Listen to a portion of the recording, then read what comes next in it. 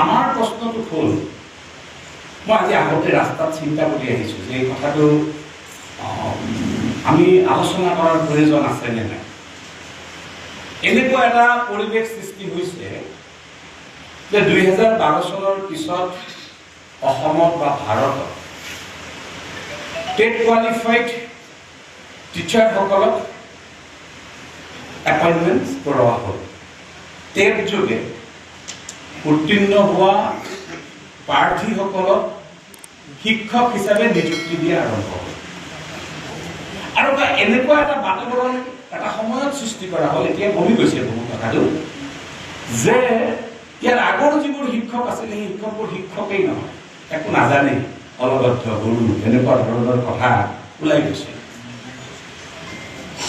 এতিয়া কথাটো হ'ল 12 চনৰ পৰা 26 চন 14 বছৰ হ'ল। ধৰি লৈছো যে 12 চনলৈকে শিক্ষকসকল বেয়াই আছিল, পঢ়াব নাজানিছিল।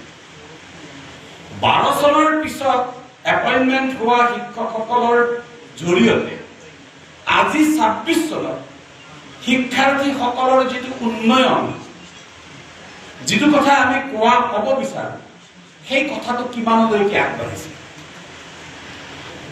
আগবাঢ়িছে নে নাই? যদি আগবাঢ়িছে তেনেহলে বিদ্যালয়বোৰ আমাৰ ছাত্ৰ ছাত্ৰীৰ সংখ্যা কমিছে কিয়?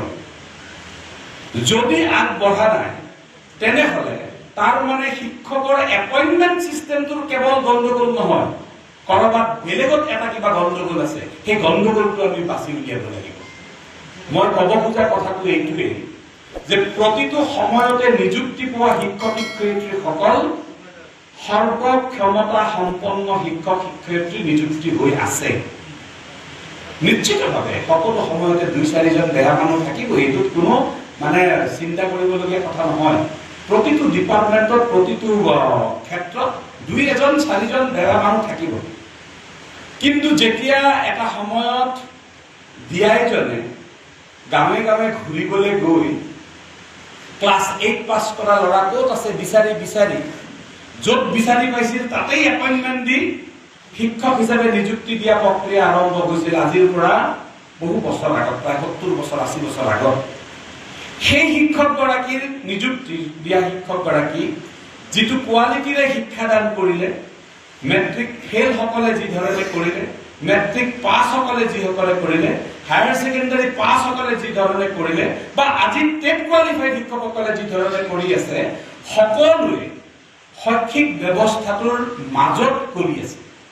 তাৰ মানে যদি শৈক্ষিক ব্যৱস্থাটোৰ কৰবাত কিবা ভুল হৈছে, কৰবাত যদি কিবা ফল বেয়া হৈছে, তেনেহলে তাৰ ব্যৱস্থাটোত কৰবাত গণ্ডগোল আছে।